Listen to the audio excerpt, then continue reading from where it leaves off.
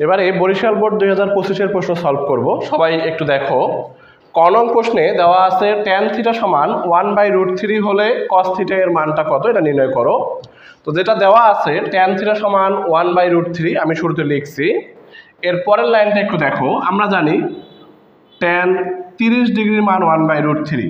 এই থিটা এর মান বের করার জন্য আমি এখানে tan 30 ডিগ্রি লিখলাম, কারণ আমরা জানি tan 30 ডিগ্রির মান 1/√3। এজন্য 1/√3 এর জায়গায় tan 30 ডিগ্রি লিখছি। tan উভয় পাশ থেকে বাদ গেলে থিটা এর মানটা পাই আমরা 30 ডিগ্রি। এবার আমাদের cos থিটা এর মান বের করতে বলছে। তাহলে এখন দেখো, এখন আমরা cos থিটা এর মানটা বের করব। cos থিটা এর জায়গায় আমি 30 ডিগ্রি বসাই। cos 30 ডিগ্রির মান আশা করি সবাই জানো, √3/2। এটাই হচ্ছে মূলত আমাদের cos থিটা এর নির্ণেয় মান, √3/2। খ নাম্বার প্রশ্নটা সবাই একটু লক্ষ্য করো। একটা ত্রিভুজ PQR দেওয়া আছে, সেখান থেকে alpha minus beta, alpha plus beta এই কোণের মানগুলো হিসাব করে আমরা আলফা এবং বিটা এর মানটা বের করব। তো প্রথমে তোমাদের সুবিধার্থে আমি ত্রিভুজটা আবার রাখছি। PQR একটা ত্রিভুজ যার কিউ কোণটা হচ্ছে সমকোণ, আর আমরা জানি সমকোণের বিপরীত বাহু হয় অতিভুজ। তার মানে PR বাহুটা অতিভুজ, যার মান আমাদের দেওয়া নাই, ওটার কোনো প্রয়োজন নাই। এটা বাদ দিয়ে আমাদের যে দুইটা বাহু দেওয়া আছে, ভূমি বা লম্ব, লম্ব ভূমি, এই দুইটা মান নিয়ে আমরা ক্যালকুলেশন করব। তো প্রথমে তোমরা একটু খেয়াল করো, আমি যদি আর কোণ নিয়ে চিন্তা করি, আর কোণের হিসাবটা করি, যেটা কোণ হয় আমরা শুরুতে বেসিক ক্লাসে করছিলাম, কোণের বিপরীত বাহুটা হয় লম্ব, আর সমকোণের বিপরীত বাহু সবসময় অতিভুজ। বাকি যেটা আছে সেটা হচ্ছে ভূমি। ওই কোণ সংলগ্ন যে বাহুটা আছে সেটাকে কি বলি আমরা? ভূমি। তাহলে আর কোণের হিসাবে লম্ব হচ্ছে PQ আর ভূমি হচ্ছে QR। তো লম্ব এবং ভূমি দেওয়া আছে, তাহলে আমরা এখানে ত্রিকোণমিতির tan অনুপাতটা বের করতে পারি। খেয়াল করো, আমরা জানি এই চিত্র হতে আমরা tan r সমান লিখতে পারি লম্ব বাই ভূমি। লম্ব হচ্ছে PQ আর ভূমি হচ্ছে QR। tan সমান লম্ব বাই ভূমি, যেহেতু আর কোণ ধরছি সেই হিসাবে লম্ব ভূমি আমরা নিব। এবার খেয়াল করো, আমরা আর কোণের মানটা জানি, tan ঠিক থাকবে, আর হচ্ছে আলফা প্লাস বিটা।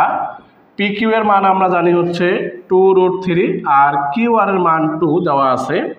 এবার দেখো 2 কাটাকাটি যায়, বাকি থাকে tan আলফা প্লাস বিটা, আর এদিকে থাকে √3। তো আমাদের যেহেতু আলফা এবং বিটা এই দুটা কোণের মান বের করতে হবে, ট্যানকে অপসারণ করা লাগবে। তাহলে আমরা দেখব tan কত এর মান √3, খালি এটা বসাবো। একটু খেয়াল করো, tan আলফা প্লাস বিটা, আর আমরা জানি tan 60 ডিগ্রির মান হয় কত?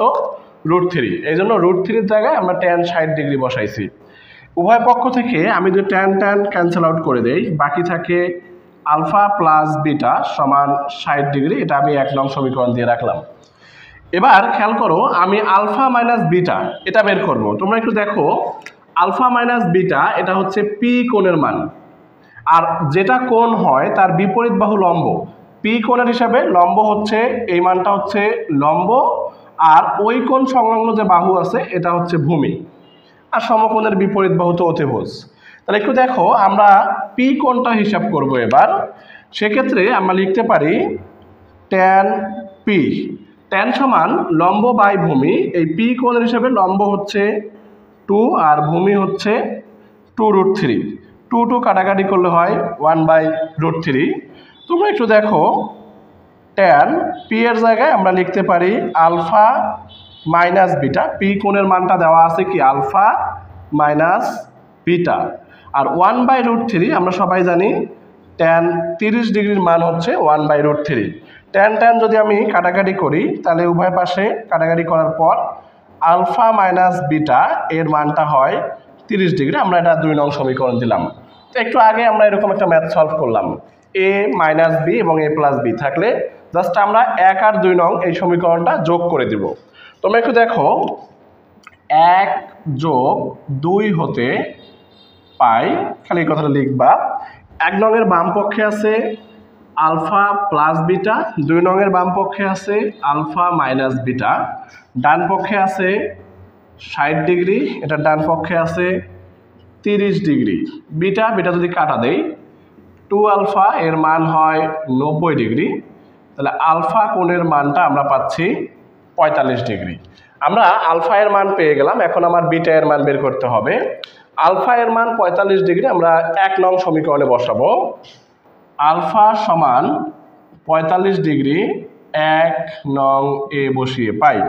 আলফার জায়গায় 45 আর বিটা ঠিক থাকবে 60 ডিগ্রি, তাহলে বিটা সমান আমরা পাচ্ছি 15 ডিগ্রি। একটু আগেও আমরা যে মানটা বের করছিলাম আগের সৃজনশীলটাতে, সেখানেও আমরা পাইছিলাম একটা 45 ডিগ্রি, একটা হচ্ছে 15 ডিগ্রি। যাই হোক, আলফা এর মানটা 45, এটা একটা অ্যান্সার লিখবা, আর বিটা এর মানটা 15 ডিগ্রি, এটা একটা অ্যান্সার লিখবা। গ নং প্রশ্ন সবাই একটু লক্ষ্য করো। টি সমান 1 এবং উদ্দীপকে টি সমান sine 3 theta plus cos 3 theta দেওয়া আছে।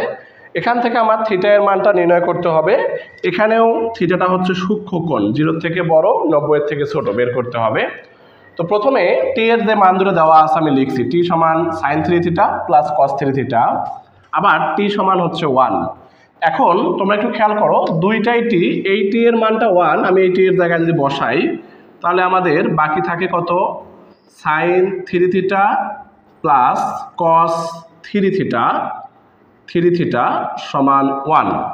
তোমরা একটু লক্ষ্য করো, সাইন থিটা এবং কস থিটা এই টাইপের ম্যাথ আসছে। তো সাইন থিটা কস থিটা যদি থাকে সেক্ষেত্রে আমরা যে কোনো একটা অনুপাতকে বামে রেখে আরেকটাকে ডানে পার করি। সাইন 3 থিটা বামে থাকবে, 1 মাইনাস কস 3 থিটা লিখবো, কস 3 থিটাটাকে ডানে নিয়ে গেলাম। এবং সাইন কসের মধ্যে আমরা সম্পর্ক জানি, সাইন এবং কসের মধ্যে সম্পর্কটা হয় বর্গের সম্পর্ক। সাইন স্কয়ার থিটা আমরা জানি, সাইন স্কয়ার থিটা প্লাস কস স্কয়ার থিটা সমান 1। শুরু থেকেই আমরা এই সূত্রটা পড়ে আসতেছি। তোমরা একটু দেখো, যেহেতু বর্গের সম্পর্ক আমরা অবশ্যই উভয় পক্ষে বর্গ করে দিব।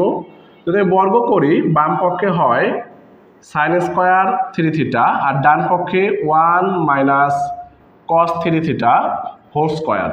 এবার খেয়াল করো, সাইন স্কয়ার 3 থিটা এটা ঠিক থাকবে, a minus b whole square সূত্র করলে আমরা পাবো হচ্ছে a square minus 2ab plus b square. তোমরা একটু দেখো, সাইন এবং কস দুইটা অনুপাতকে আমরা এখন একই অনুপাতে রূপান্তর করব। এজন্য আমরা এই সাইন স্কয়ার থিটা, দেখো একটু, সাইন স্কয়ার থিটা সমান আমরা লিখতে পারি 1 minus cos square theta. Cos square থিটাটাকে যদি ডানে নিয়ে যাই, সেক্ষেত্রে আমরা এখানে সাইন স্কয়ার থিটা সমান 1 মাইনাস কস স্কয়ার থিটা লিখতে পারি। থিটা বলতে 3 থিটা বোঝাচ্ছি আমি। আর বামে যে ডানে যে মানটা আছে এটাকে একটু বাম পাশে নিয়ে আসি, মাইনাস এই 1টাকে বামে নিয়ে আসলে হবে -1, এই অংশটাকে বামে নিয়ে আসলে হবে +2 কস 3 থিটা, এটাকেও বামে নিয়ে আসবো, তাহলে পাবো হচ্ছে কস স্কয়ার 3 থিটা সমান কত, 1। এবার সবাই একটু লক্ষ্য করো, কস স্কয়ার 3 থিটা দুই জায়গায় আছে, দুই জায়গায় মাইনাস, তাহলে ক্যালকুলেশন করলে পাই 2টা কস স্কয়ার 3 থিটা, আর কস 2টা কস 3 থিটাও আছে, 2 কস 3 থিটা। এবার একটু খেয়াল করো, ডানে কিন্তু আসলে 1 থাকবে না, ডানে 0, সবই তো পার করে নিয়ে আসছি, তাই না? +1 -1 কাটা যায়, আর ডানে কোনো মান নাই, 0। তো এখন দেখো, এই দুইটা মান থেকে আমরা কমন নিতে পারি 2 cos 3 theta. 2 cos 3 theta common নিছি, বাকি থাকবে কত, মাইনাস আরও একটা cos 3 থিটা থাকবে। আর এখানে যেহেতু 2 cos 3 থিটা কমন নিছি, থাকবে হচ্ছে +1 সমান 0। তাহলে আমরা দুইটা উৎপাদকের গুণফল 0, এর মানটা আমরা লিখতে পারি হয় 2 cos 3 থিটা সমান 0। এটা যদি আমরা ক্যালকুলেশন করি, 2টাকে পার করে দেই, তাহলে হয় cos 3 থিটা সমান 0।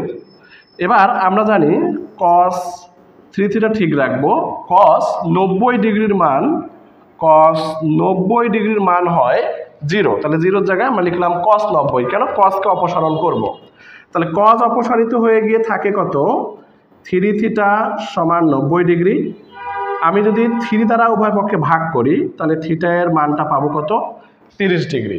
তা আমরা একটা অ্যান্সার পেয়ে গেলাম, যেহেতু এটা সূক্ষ্মকোণ, এটা আমরা উত্তর লিখতে পারবো যে থিটা এর মানটা সূক্ষ্মকোণ।